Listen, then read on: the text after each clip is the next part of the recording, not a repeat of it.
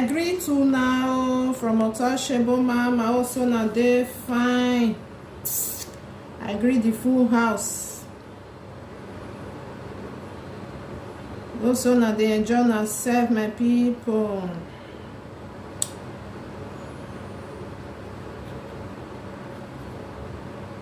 Also now they enjoy and serve.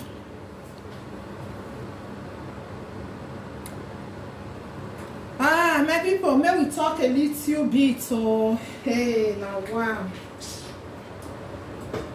Rest in peace, though this our brother. May his gentle soul rest in perfect peace. Osalobua, not here. That is not guide there. A spirit or not here. You cannot because this life, nobody know tomorrow. Nobody know tomorrow. May his soul rest in perfect peace. My people, I get me I speak beneath today. Iyan we mi I bungbe erima o. Emi na bungbe erima. Abe dede ni gbeli ki social media. Emi na ma emi e hotel do. O wa ri we social media. O ma fija wa na agbe. Ha! Azen yele sonia. La wagumeta azen o ma babe. O yele sonia. Edo we I that is I we hion ada biomo. I we hion o ma na fija. Bet mami bi avivie ho na no tie gbiyan iwie do. E ya yan we hion ada biomo. Yan we hion ma wu o ma no we forever ever we gbe mi. That voice of phone no matter wetin wanna celebrate wanna gbe vio we yo tore wa iri do iye wo susu ma ye onwin na o osusu ma ye is working osusu ma ye onwin na because many me ya onya we be na be no ke hu mi because I me man dey hanjo nobody no go Okon no a billionaire, no one ego can only say heaven and earth. Or I said that your name. You are going. You are going. Uma yes in one word. They say me not tired data and no my yakba at am with bese. I teach her well you we are what I walk you we me dame because uma ha me my way. Uma ta we get no ya. No matter where again no yakpa nobody know again no yakpa nobody know again ni he yasunu na so awa ahian waru awe ake wa mwesema okpa ne wa eko ibiedu esowo wa eko wa ra o wa atian babe wa wenya wa do atawo biedu wa hin me ye mi o te do there speak English mama I do not understand. Let us speak English. I'm Benin people, I been want to talk to my people.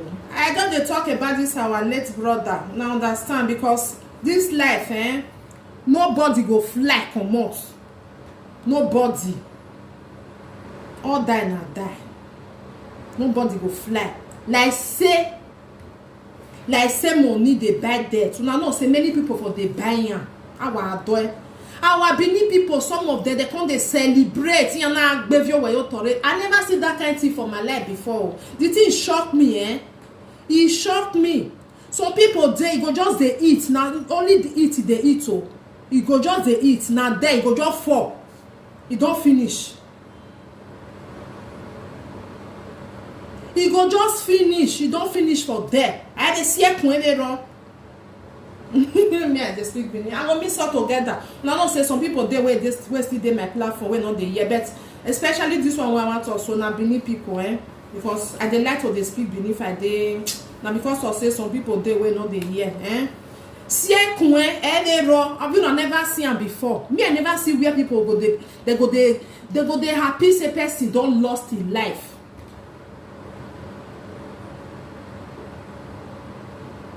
Why go? Hey, inya wo na miamie. Inya wo na miamie. Owu wa otu agbe. It's too much. Odion when you dion or what when you wo kan. How can you be happy? Say person lost in life. If it happen to you, you work they say on live video they shout up and down. If it happen to anybody, Or say this will know that anybody.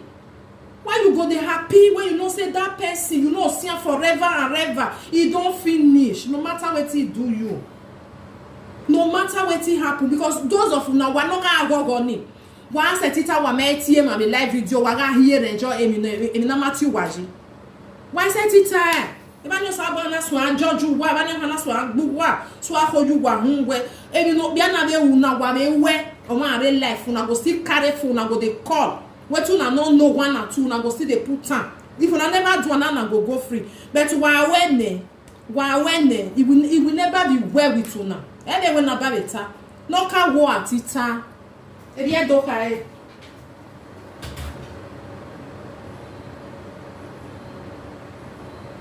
Who fair die? Maybe, atita. Nobody no go. Nobody, everybody must go. The only prayer where person they pray was salobo la wo gumese egenu kai ye eji many ya nugume talk. Go they pray only that one na person they pray. If they break say you sleep say una hiore our gbano where we yore. Ukmo mo salobo we say ibe mi etene na because when you want go sleep wa kan ya bi any. Who dead agbe wa yore? Nobody know. Nobody know say they break say you go wake oh. You also see person never go hospital, major hospital, then I build a motor. Home me better ni agbekere go take paracetamol finish. Small thing they go just do one. They'll say na there just pass. Is there my people? Why you gotta go woman who? Why to wa simi so get do? Uwa my year do. Ye boy yo ni what my man go one there ye boy. Or they rob lele do we o ma wu na go. Sometimes una dey make person they talk to una really. Sometimes una go dey make person they talk to una. And they watch una, they just want I tell they watch una say, oh yeah, don't know yeah do na gele here. Those people when they not even born for that Benin say, when they hear atemi so na lelele do, we gbe wo we na wa bi hotel do, who gwa who yata. Never in history. As Mr. Benny made in Wasena, me make na me gboru e wo ma hu. Obu wa me na mi ona. I fear no fear una. I make my table no wa. Hey. I make my table no wa.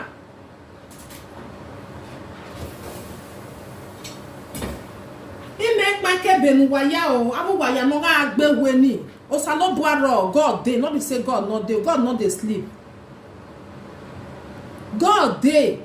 Ero ma vision mo because as I hear they say still get mother, still get papa.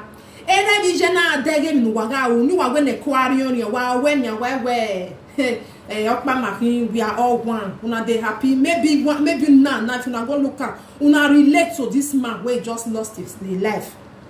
Many of una wa ya no reba ni most of una wey dey there. A frustration where you like live video, frustration. Una dey talk una story na as una tell enter. Wetin carry una come? A stress can go wa me set you wana like live video. Oh, why you like live video? Huh? Maybe na because this man na on a problem e gbe mara here just no here ya wuju wa. Oh, come here live video be are happy. It's normal thing because when you get problem, doctor go tell you say, not just lock yourself for his house because as I hear they say this man, doctor don't tell am say he time don't reach at any time. I know say it dey happen like that. You know time name when no na me.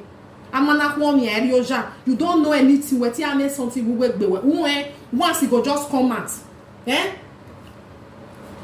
He go tell you say the date you know the fit just tell you say not a year not 2 years we don't know depends of how your body even egbe when you say ya mwemi aneni or kan ya consultants they will tell you say 6 years that 6 years you work but you even pass am go dey reach you go say but doctor say because then they guess because they not be God wana wa akpe ma wana wa agbe wana agboruwe eni me ga jorwe yawo eni ogogo ga jorwe yawo ibi e wo me na do fear we we agi gboruwe o ma pa ari agwa ade mi o na hanjo a wa me ni ata edo we enyimi na ewa because nobody dey forbid and not everybody go there 6 feet in wa no everybody go eru na we na top only that one only enu na salobo la egun me kun mi gume top only that I never when I who no wetin wa poto bon wa hu o emi wa hu we wo to o wa ri un gbeken ofo pain But life in and that today because everybody they die every day by day. As me they talk to you, now person don't sleep there. And they be on the now so it be. All rotate. Una come they happy when I want you. Hey, yeah boy. I never talk to you. I just say people they talk to you. Try to they behave as a mother. La wo. Try to they behave as a mother. Emma. I cannot see anything, no rubbish. At least you say you don't pass 50 years. I don't say may you join anybody. There's something like this, madam. Okay, can you go a job because I do because I don't let do way or you have to tell that person I wear the tedo. I want no tedo. Why you got we no know who where you go money who any family. Arabiana Borwe. Huh? Wana gogo, wana gbevio we to rewe. You know ma kan. When wana we wani no we go anywhere no ma kan. No wa mu nya ho wa madu wa mutiore mu hu. I heard no wa mu nya ho wa kan bu wanya wa ma mutiore the social media. Na to dem we dey there. Okpe na ke areba ni. I heard o wa tem wana yukoki ya mu. Wa mu kian ai ha mu wa mu jo to wa mu jo to. Uno na ya guana. Uno ya guan. Owo wa ededegbe wa ya ladian. Ededegbe wa rata e for eye. Ebi no ro e medota. Ebi no ro e mind. Everybody free to even wahala dey not to take this one na my opinion. I dey gbo my by opinion man. It's your opinion. And agbo ya kan like come because we ti like me ma like e. Wana wa agbe. Area wickedness you say. Area the man we woman na zeno. Owi yeti. O wa tin o wa na wa tin na. Esugusugu na agbe vi o wa yo tore. Esugusugu nu fian wo ba gbon ni ba bola wa gbe nu tu wu. Na ke ka ma wewe. Eru wa na go ori tomato si we. Unu ma gwe ya la dian do ta we aga gele mi dan. Awon yo pa kan we ta. Uma mi ta wa gbe. Wa gbe. Ne ku emu ba boy fie kun lele we ba gbon uku di de yo kere wa gogojo nya popo ya we anya we nya we bo e church nyanjo e be bo magwe mu la dia nu tie jo e be bo ni daji na ni ya kalele ne fia dan ga gele mi yi we unu magwe nya ta because we to bolo we wa o bole wa igbi aga do go dan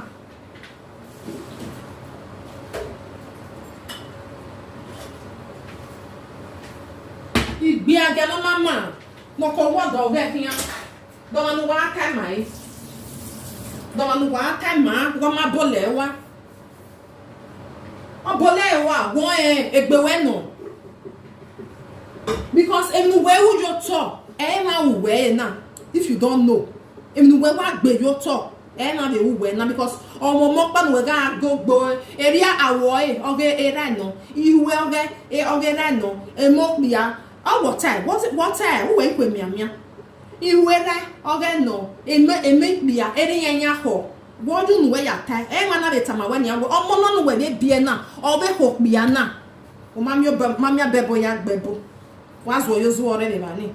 O ma wuna do lantern, what do I be powder? While we go, while we then I go ever was you. Don't fret, Bojo. Don't versus my yellow jaw. They do what I'm at the Harawe.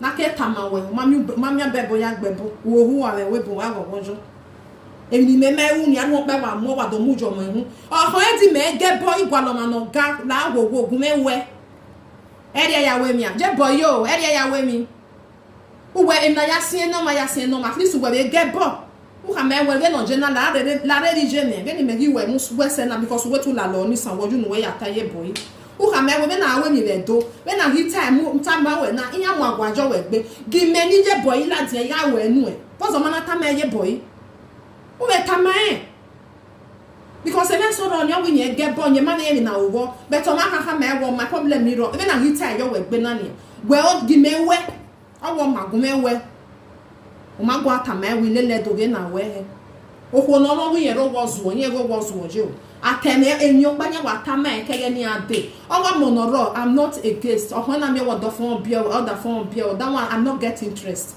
because oma ti adopt omo we understand oma ti adopt omo we ti adopt odo ohun we that one I not concern me but nana wa ka we ro wodo nya ga azolo we nya fie yo we uma bi nu ya gunwa ere nu mae ana wa mi ewu nu we eri obeje no geru wala o eri o wa beje the same thing o geru wala no ro nye wa mu mo wo wa mi no ya mu mo wo my people o gele sono me nene mi asono ma gba ima o ko no ro wodo no ma igu he divo eto bi anya wo bi awon ni ata wo ipia egaleto when ati egaleto that is okporu e ipia hin ya dangbe eru wala ma seti ta we egeni ja ho na o ma kama ge yero wodo because ikweso ro mana mu goju yan o wi yero wodo yen free ni ya we ni yen wo me so ga to ari yo eru wala na zin yo ejo because yen vanya ma seti si ne gbe yan ma seti si yo because emi ni ye ka ojo to no my people ma wi yen na ni na do aso na yen e ba ni yen ni awo o da le gbege ogele balo o me 2 years na to ari mu la di an ona wa ata mo na de ni gwala la di ni pe na ma wa ni pe ma wa emi e mi no de no wa da me because atuari emi nu ka ojo to e ma we na so o ba lo we gbe uwe mi no heke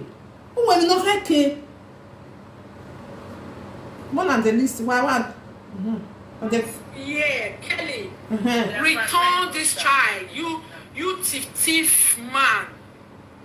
How can you be thief and you go come thief daughter where you not born? Look at 2 sisters. Look at their forehead. Look at their nose. Look at their eyes. Look at their cheek. It's the cheek of their father. The forehead of their father.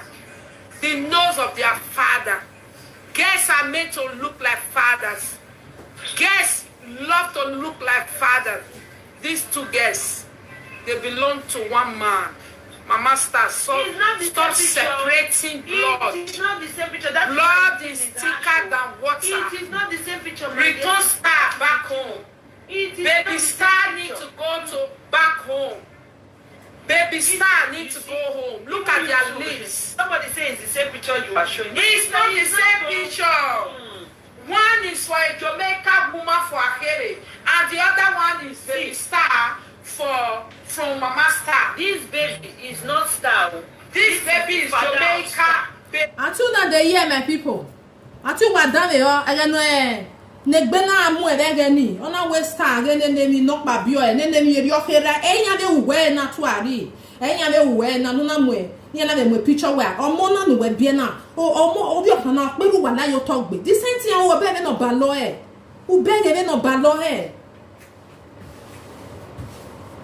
u be ge no ba lo e ege negbe na amu we esugusu udan ege negbe na amu wo ma yi jere we na la di ona do agbe na agboruwe uma seti na di na do tani anwe emi nu wa tani egbe agagele mi eri ono dandan uma gwa ata betu wa he ni ke do tule lade ununu ni we ya gun ani unu we ni nu we re lade ya gun ani do am ya gbe yo gbere ni o ma gwe ya si enegbuwe o ma gwe ya si enegbuwe e dia le mi o ma wa gbo wa wo ro wodo won ya ko no ro wodo emi nu we tanaje unu se o wa enwe ono na fijo fiyin no na ro wodo okono ro wodo ifo o no ye mi ewe o be mare ebo se u respect emi no wo mu kian o ka de na o ni e de na we sa lo buwa ono na gbejo gbeyin no o wazo no wi eje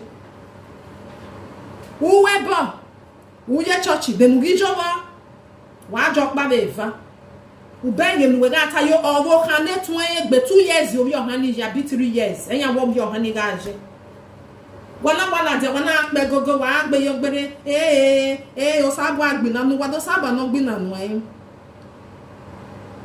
do saloba no gbina nu do saloba no gbina nu awoka hun mi saloba agbina nu o saloba ha gbina nu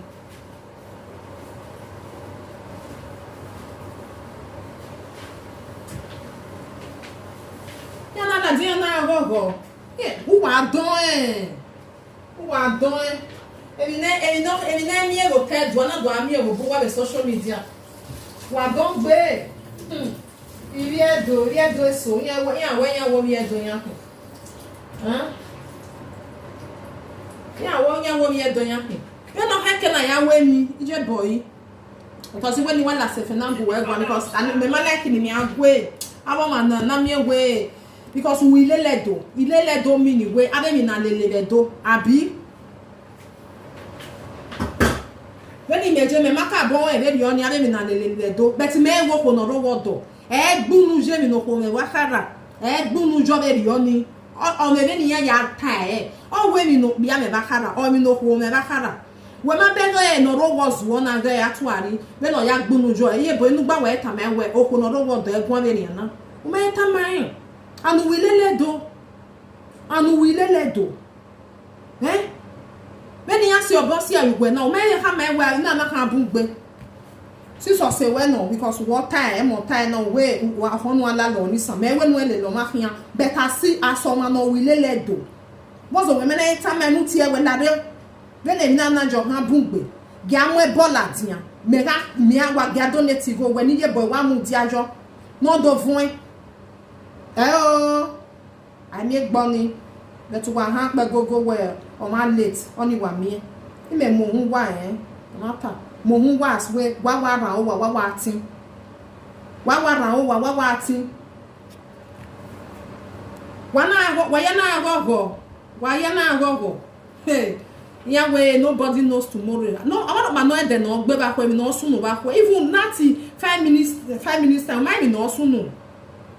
I want to buy me no soon. No ka wo atita eri do kai no ka wo atita eruna na we na to awe na to salobola wo bu meto sera meto senjeme edi egbe me emi ame edi egbe eri yen ya ta we gbogede erun eri yen ya nerun oni eruna na because emi no wo bi anabania what ti anybody even mo so wa ro na wa da bie awa bie o wa me problem so do when I beg your man no ka home in egbe maran just the way all call no ya happy or make her happy because normally o ma home we need there o ma no je we ya happy guys no ya we ya no ya feel well egbe mangele sasa me say egbe mangele sasa o nya me say we need there in me time mama wa ya na do agogo because I think I'm about where I see the end that on that call me or na me we eri no me life for it or ti ari e by bania no was when he was when but was when or ti am about we tell me the same thing if you don't want feel where there unyi me no wanyi ma unyi me dan no wanyi emma because wa no gbe ni wa no gogo ni wa dey jo nobody no go why dey jo because emi no bia na una wa we ni 100 times million times the social media ba ni no wa na call why ga tell me na uwa ma se why ga tell ya opinion girl time owo ma na tell matter na kesi atuari ya we mi na eru da we rudu we na we ya we just no gbe okori ohani no me because all one back we all like social media all ga na get friend or see yana time away for me umawo I don't care e mo bio money even force we mo akia but take we na set do see na gbo we e kio bia be malawo e we ro wodo ariya be huri agbon atuari ariya wo hire because nya atene mi dey believe say agbon ya oso nya wa fi ma wa mo ge ti awa ti ebo akweyo awa mo go no pa ma ye wa ewe no me respect mani na me we like a lady na no rebellion only respect in yeri anything tomorrow I still give that woman respect or when I na my ni my wa me ewumunye ona mo bore ina we jess erioko yawo ebe ni my o wa kwa kwa jo wonu ya ige we don't back it up better be careful I know what to do just so okoni irrespect jess better than we gele ya na wuriyo e we he gele riyo na he wa atara ni enya aje na ni na we dey so e ma je na because why I what to ari go or where okono ge wo wodo no that one na awa we stamp ogejo because don't man well say no ya hiore mo we are waiting here iye boy ma say no ya ta my we na bungbe because he lele do we was here na so anyway na o say no ya ta my we say no why get wa gele wo do gele je na we umana say ti wo me ma bo wa at least we are there church e to ya fe church yanjo in do bob ya church mo bible ladian again we ya van on ni wa gbogbo e di ama wo o salobo we gbe na nu e o do saba we no gbe na we me no salobo aje we me no je Ne peut pas tout contrôler. we me no je ma wugwa o awasi ma ya wugwa wenu wa ya we mi no mama e ma wugwa wana gbegwe wa iwe ni ana ni jo mo wa hin o ijo mo abekun no bi oka e o wa hin o bia na no leti na ni o ma bi o wa believe wa ma bi o e o de ko duhun re ode ko duhun re ije ni video ni wo wa gbe odo aneru nu wa bi odo aneru nu wa o le ta we mi no wo mi yen ni o wu wa o wo wa ko be se de re yo jeso o wo wa se de re yo ni wa wa me ke dan wa wa me met in bad mind atu ari ka gbe ni yo to na o yo we gba sele ogbe ni yo to ogbe no ka ya yo to ni o di ki ni o ka mo e ladian we ori ohana ene mi ohera omo so ama wera o ma we ne ori se gbe ni an we omo nu bi yin wa peru wa layo to ma no ma we va yo wa yen we je some money there is something there bi ani egbe we e orun an we o ma won e de omo nu we wa bi na wa do ya ko e do ma nu we he ta ma do ma no yo zuwa I'm not after that because of that for why we problem me ro de no ka me we nene ru wa na we problem me ro nu wa mu de no ka me we omo ni an ne wa ko o ha mu wa wo ko ana mie na we minya na bona je be na social media no ga no ni eni na we nene mi o ye hian odo nwa bai we go na to ari le dokpa egbo wetin ya doctor problem mi ro e dey like that ipe so ro e setting ne ko mo we no wo kin wa mu ere ko ere problem mi e dey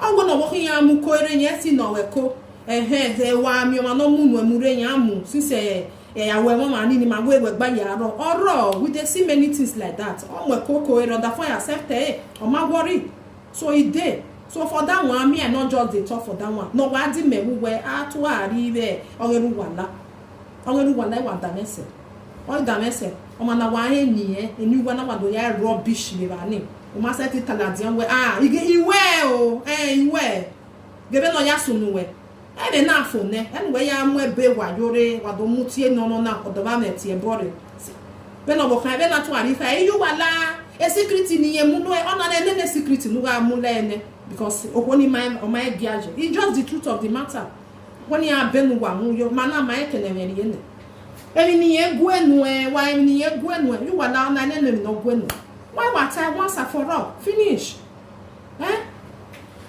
wa bele yo bele re ma ni de no yo ma wu we me se ti mi nu ya gun unu we mi ya la dian do ya san la dian wo ma hu wa go o ma gbe ya la dian no do san la dian we e mi nu wa tale le na ga gele mi ere ri ono e bonoro wu wa awu ma be ya mo e boro e bonoro wu ne re wu wa no so an no u ma go ato ni wo hu wa agbunu gbo onu wa wo wojo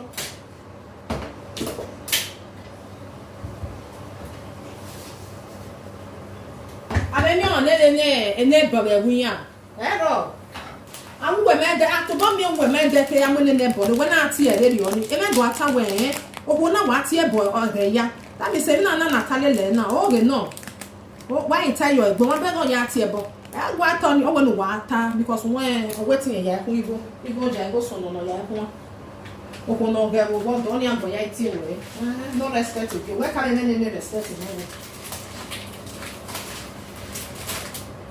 Mona non fest wa de kon.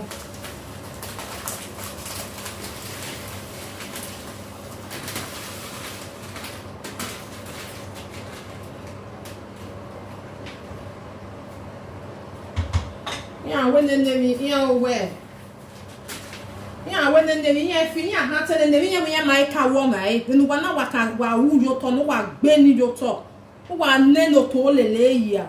O to no wa ne obia. Oh, we are le ya hia. Yeah, people. But make I leave you now. When you do Maria, we dey watch them. We dey watch them. Eri obe ube deri oni. Omo mo no me si no re no na la jana do amu ebo gbo money. Unu we ya amu ebo gbe, o ma gba ya amu ebo gbe gbo agele mi we ugele we kieru wala. O ma gwa ata ni. Because every one ye bolo we. Obi ele ma en wuro wodo. It's just the truth. O ma en wuro wodo. O en wuro wodo bete. Ege no do ya la dian. O me be nu wa ya e be ni ba ni ja aje. Why that money? Why that talk? When no why we is san, or we ya go, we one at the social media, who Roma. When no why we san, who we talk golden way. Better than only san when ya vela diana because of my expect it's only san when I do vela dia. When no why be one late. Eh? Yeah, boy, yo. Ti lo ma bele ma ro ye we gwa te bo no ma no die me because we take you when we die me. You understand? Asilele do ti su wetu la loni sen wo yunu weta wetu la loni sen atuari we hamae we ne lele do we na ya we le do o ko na ro wodo na fi owe jowa omo do e we en na ta ni egbege odin yen egbe ige ta ven bojo we no do mo e bog bejo wa ira mo han eri e no le de agbe ohun ina wa mi ma ta o time abia to ari beri ebe anu we yo ase bi we a do bo me wo zero le ganu na ro wa we emi ga sunu wonu kan do ya do nu ya la lo ni se den we tene ni iga ina ba to ta na we me no your hand because we die no se na wo your hand me take better bishini I take better bishini awa wa who do help me wa donate go ido we ila lo woni san woni akwe rubbish we me to we gbogbo egboto gbewe gboto o ma mi no tama we mi atamu we gbewe gboto adobo even self o ma no de ranu wa ne ije no bi we for 9 months you ma no mu we la jona zanzan we ma wonu we lele be no ho wo lele I don't care but respect ni no le la di no do ata we ti la lo ni san ma kama ro pa le boy la wo no we because o ma age we here na o respect gbewe atu ari no momo no do wa la lo ni san we si egbo ni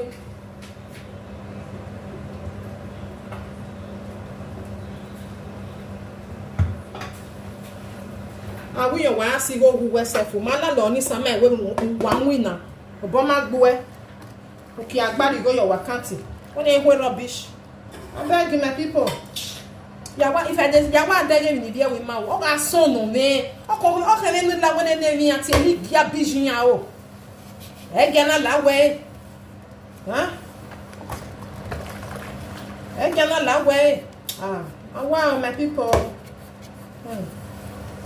this our bro Otima na cause Otima no o ye do no opinion ge ota emi no ri ogogo ne oga awu so anyhow one like one wa mu ege when wa be ya gogo ne de no dey so wu we you ma be ya gogo just so since we gogo no ma wa ma wu e de no dey so wu we ri a be ya gogo mu we wa gogo ma wu e na ma mi e wo te do a mi e wo buwa ave e dana ku lo fu ana wa amai ni di hotel obu wa na mi eya obu wa la de la video wa mo bo gbe mo obu wa ano atu ari no omo nu ma be no be na ya bio o ma be no ya yire be do be da vosa iba ngere no ba lo e enu we ka ta yin na gbe e ma ni tale mi we hia na we na iga so hia uso me ni nya we ye so e dey yeah, when we are DNA, when you measure me, man, no with DNA. I don't even bloody care because of my daughter more. Only my time, or money got one there, or tea no way me. Only my deck can me. The talking women are set to see any good way. If we done, if we not. Because o mama na set to see any gbe when you na any way. No matter how you because you not set and wet and anyway.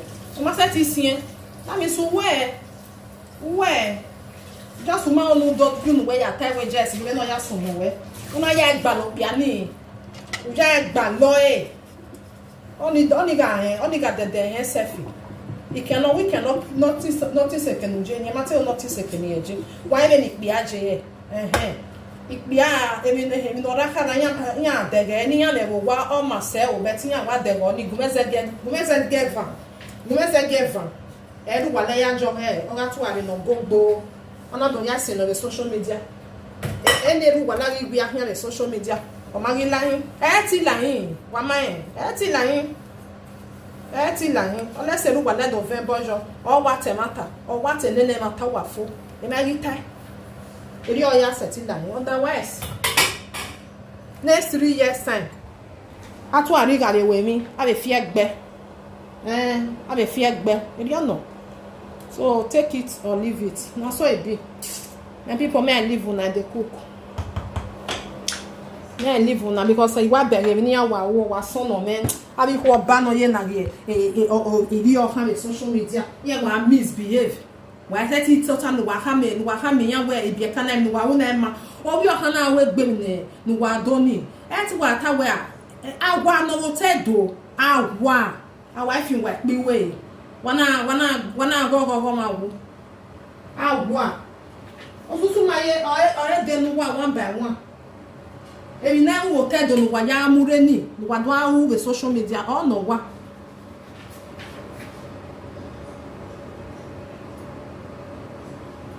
ye we ne mi ne ye iye mu ya wa ne ma wo ha o ya na agbe wa na go evi no ma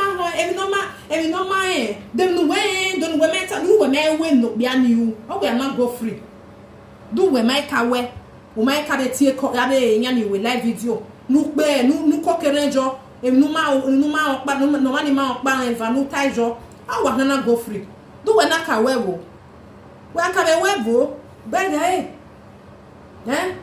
because wa be we my people, may I live una, may I dey go. May so rest in perfect peace. Or damn, because I'm your man. No matter, even self, when I be like animal will was self, or we are den self, or we are den now, or ye doma, I'm a woman agbo. I'm a woman agbo. We are doing yana gogo. Hey, yana gogo. Wa ma de no gbe ba ko nobody knows tomorrow. We ti wa ban. Si ekun ero wa be leva. Na so e be. O se na love ave bo se very on. Yan ye we uwu na maga we manivie do manivie black na mo bo ma ga we awu ma ga very on. Ave bo yan wata we ti gba be na ti gba ba ko e. It's turn by turn. May so rest in perfect peace. Wa continue wa gbewe usalobo no rekete ogeda doge oware da doge emi no bia na wu no na call na do we me ka be we go free wa ka we ne wa be mudia ho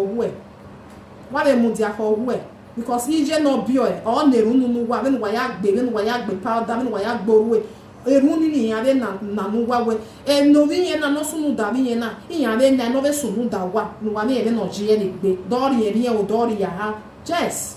I'm not only for many years, maybe Jen or Neruna, one give me yama, emi yama. One I go, man lost it over ye. Or my dovi, no John, then will give a no, then if no, over ye, no, monojet baby, no cocoa, nana leru, when not nakaka away me for more. One I leru, or monaka away me for Jen, one I gbe, one I go. One I gbe, one I go. O only I went on to a name, a moony or a nag, you what. No more ka we mi nuwa abia bi o han ya na nuwa na wa gbe because enu na they don't know we no mo dia wu ne rabije na nye wo mo kegbe ije rabije we wana iga gogo we omo ka we ni ke rabije afia o no fia o na osusu ma ye go ask my people may I live on may I go do what I want to. One love, keep us together. May so rest in perfect peace. Amen. Wa bye bye. Wa ciao. Wa bye bye.